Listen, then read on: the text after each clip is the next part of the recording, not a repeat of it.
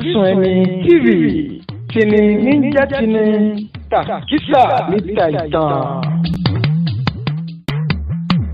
Zanu Chances, mo wá láti iléèwé CSP Mobo Village.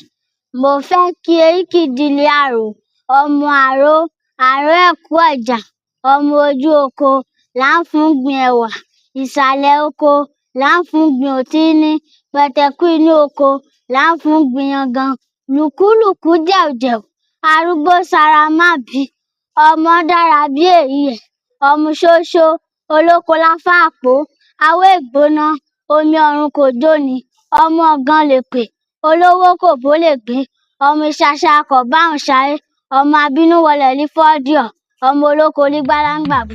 Kábíyèsí.